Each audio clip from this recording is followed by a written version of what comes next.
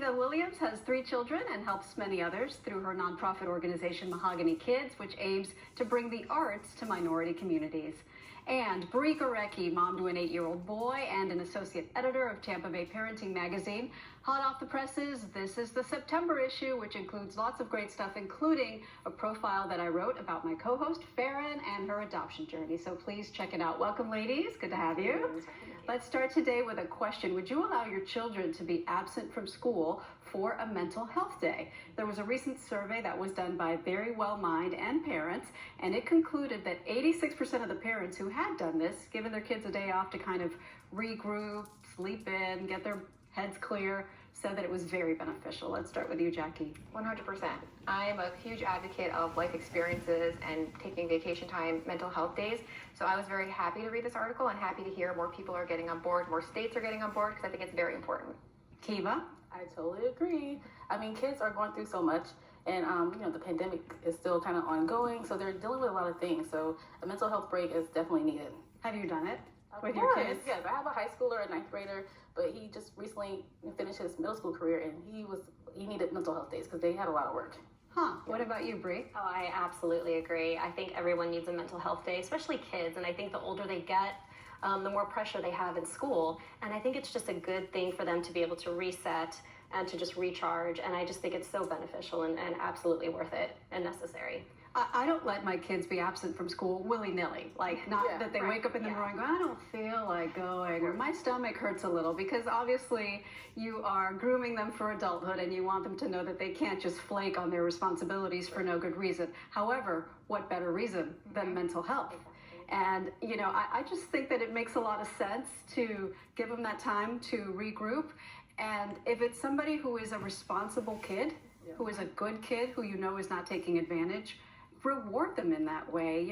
The stresses of school, especially as you mentioned, as they get older, can be overwhelming. And then if you send them to school in that state, are they really benefiting from school? Are they really learning and taking it in that day? Right. So we did something similar. It wasn't a mental health day, but my husband one day picked up my son from school to take him to a Yankee spring training game. Surprised him, because he said that his dad had done something similar when he was growing up, and it's one of his best memories from childhood. So I say, why not? Yeah. Let them create memories and life experiences.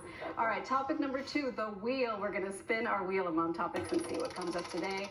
The first one is, what would you do? All right, so I'm going to give you a parenting scenario. Tell me what you would do. We read this article, 4 of us did, about this mom who says that her daughter came home from camp one day really upset because another girl in her group was being mean.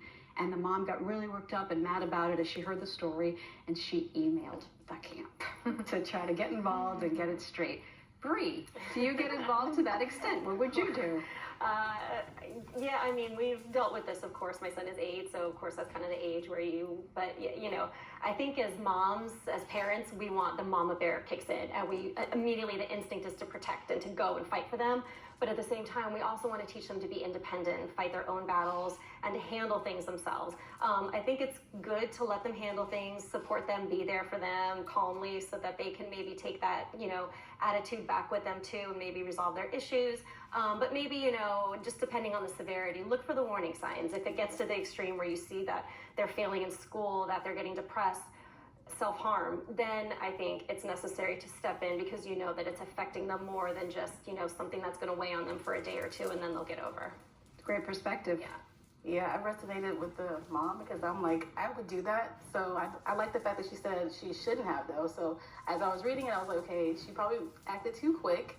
Maybe when she thought about it, she should have went to the camp first, got their side of the story, instead of just blindly emailing them based on what her daughter says. So we always want to take our kids' side, but sometimes we got to get the whole story. Yeah, is it your instinct to jump in? I think it depends on the scenario. Yeah. There was an instance where somebody put their hands on Ansley, and in that case, there's immediate no stopping. I think you need to intervene and email the school or the camp or whatever it is. But if it's just words, sticks and stones may break my bones, I think it's great to teach your children how to be prepared for that and how to act. So I think it just really depends on the circumstance. I agree 100% with that. I think it made me think of this commercial. Have you ever seen it? It's a little kid who's having a horrible soccer game, and the parents were like, oh my gosh, he's going to be so upset when it's done. Like, he's performing terribly, and then he comes back to them at the end, and they're ready to console him, and he's like, I was awesome. And it taught me that let your kid tell you the story first and let them say how they reacted to it and how they responded before you jump in. Because if they tell you the story and you're like, oh, that's terrible. Oh, she's terrible. I can't believe she said that. You know, no, because maybe the child didn't take it that much. Maybe you're making it a bigger deal than it actually is, and they model what they see. Right. So if we're getting worked up, they're going to be getting worked up. So that was my takeaway. All right, let's get to another spin and see what comes up. All about me, all about me. All right, well, we don't make it all about us very often, but we probably should. So name one self-care ritual that you have that makes you a better you and a better mom, Kiva. Being alone. Sometimes I need just to have me time. Like, no husband, no kids. If I go out somewhere without my kids, my husband knows. He might not see me for the rest of the day. Like, I just need to be alone. So sometimes we just got to give ourselves the permission to be alone. How often do you do it? Not as often as I want to. My friend said she does it weekly, and I'm like, how did you do that?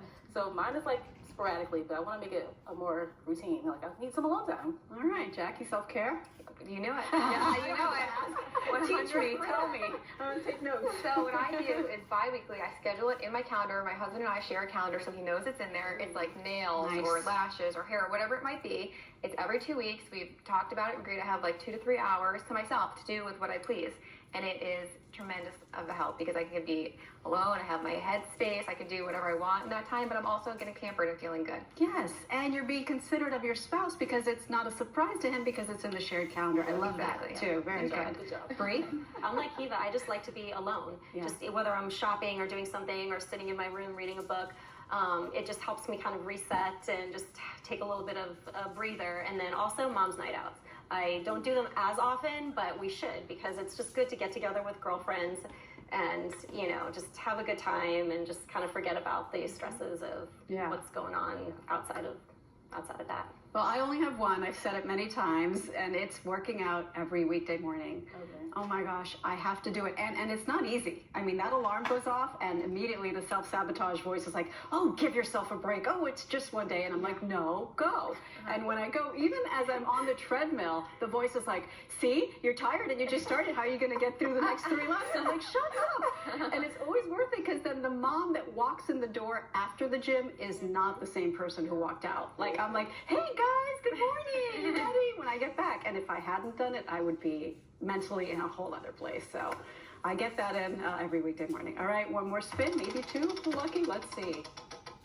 Mom hacks. All right, so since it's back to school, can you share a hack or a tip that makes your school mornings run smoothly? Yes. Every night lately, my husband bought this awesome snack packer that has like a built-in ice tray. And what we do is we put all the fruits and veggies in it the night before, set it in the fridge. So in the morning, all I have to do is put her water bottle with all the snacks in the backpack and ready to go. Also making sure all the homework and everything is in the night before. But we've been trying to teach her to do it herself, and we just do the sign, and everything's ready. So in the morning, all I have to do, get her dressed, get her ready, out the door. Isn't it so amazing to be organized? So amazing. Oh, it's everything, Kiva. So I do something similar, but with clothes. Like, lay the clothes out the night before because my kids don't have uniforms anymore. So now picking an outfit, it could be a morning like killer because it's wasting so much time. So do it the night before, lay it out, iron it, and you're good to go. Do you have to remind them, or do they remember to do it? I have to remind them, sadly. No. That's okay. Hey, we all do. It's funny. Yes. So my son is very slow and he likes to take his time, sweet time in the morning. So a lot of times I just rely on prayers and caffeine to get us out the door in time. I'm not going to lie. But I have to say, I guess with us just sticking to the routine, because the minute you fall out of it, you know, like get dressed at this time, then you have breakfast, then you do this. If you if anything switches up, you're just, it doesn't work. Prayers and caffeine. The best mom hack ever. All right, I'm going to say 2 other words. Sticky notes. Ooh. So if there's something you have to remember that you can't leave the house without this one thing, rather than stress yourself out all night, hoping that you'll remember, we now put a sticky note on the front door so that my daughter, who has packed her sandwich the night before, won't leave it in the fridge. So that my son, who needs to remember whatever, his basketball shoes, something that you're guaranteed to see as you walk out the door. Sticky notes. Love you guys. Thank you so much for joining us today. And Jackie Z is going to stick around with some style tips just for mom. And up next, you'll meet a celebrity chef who is showcasing his culture while cooking over a live fire. That's been just kind of something